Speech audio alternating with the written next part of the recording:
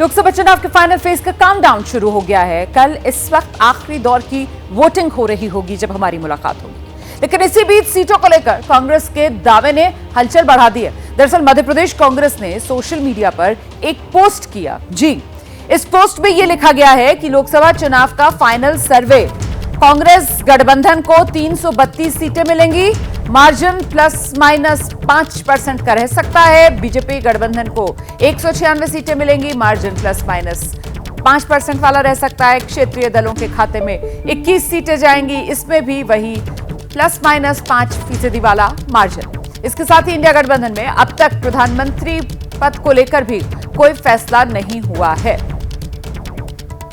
तो कांग्रेस की ओर से दावा किया जा रहा है कि इस बार इंडिया गठबंधन की सरकार बनने जा रही है, लेकिन यह सवाल बना हुआ है कि विपक्ष की ओर से पीएम का उम्मीदवार कौन होगा। कांग्रेस के अध्यक्ष हैं मल्लिकार्जुन खड़गे, कह रहे हैं अभी नहीं कह सकते, मिलकर तय कर लिया जाएगा। हमारा गठबंधन रहने की वजह से हम ये डायरेक्टली फलाना होगा, एक्स होगा, वाई होगा नहीं कह सकते। हम सबको बुलाएंगे, सबका राय लेंगे और जो गठबंधन के लोग कहेंगे उस आधार पर वो बनेगा।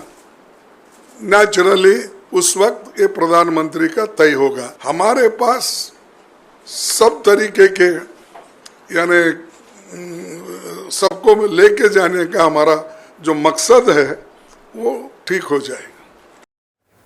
तो मध्य प्रदेश कांग्रेस के सोशल मीडिया हैंडल से ये आंकड़े सर्वे वाले शेयर किए गए हैं, जिसमें इंडिया गठबंधन को 332 सीटें मिलने का दावा किया गया है। हमारे साथ हमारे सहयोगी जैनेंद्र इस वक्त मौजूद हैं।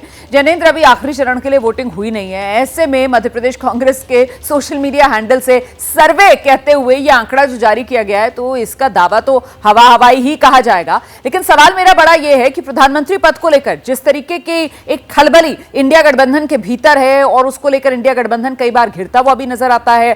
कल 1 जून है, इंडिया गठबंधन ने बैठक भी बुलाई है। क्या इस बैठक में प्रधानमंत्री पद के संभावित चेहरे को लेकर कोई चर्चा हो सकती है जैनेंद्र? नहीं, देखिए, प्रधानमंत्री पद को लेकर के औपचारिक चर्चा तो बिल्कुल भी नहीं होगी, लेकिन इंडिया गठबंधन प्रधानमंत्री को लेकर चर्चा तभी कर पाएगा जब उसके पास अपने आंकड़े होंगे। और फिलहाल इंडिया गठबंधन की नजरें अपने आंकड़ों पर नहीं है, उसकी नजरें इस बात पर है कि बीजेपी कितनी सीटें लाती है।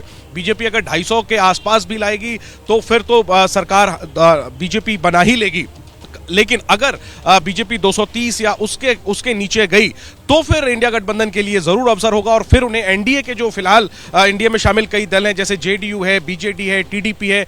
बीजेडी एनडीए में शामिल नहीं है, लेकिन टीडीपी, जेडीयू और इसके अलावा बीजेडी जैसी पार्टियां जो न्यूट्रल हैं, इन सबको साथ लेना होगा और फिर सरकार बनने की कोई संभावना जो है बनेगी।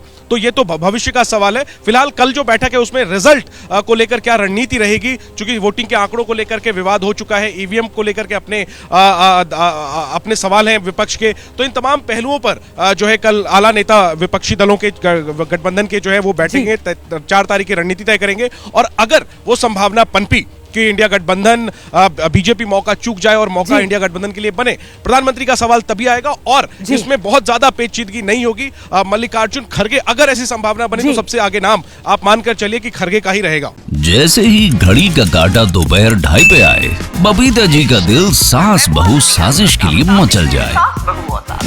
और ये है इनकी बहू, पूरे दिन ऑफिस की टेंशन हो जाए गॉन जब ये करें अपना फेवरेट शो फ्री टाइम पे ऑन। इनकी तरह आप भी देखिए अपना फेवरेट शो अपने टाइम पर और डाउनलोड कीजिए एबीपी लाइव ऐप अपने स्मार्ट टीवी पर।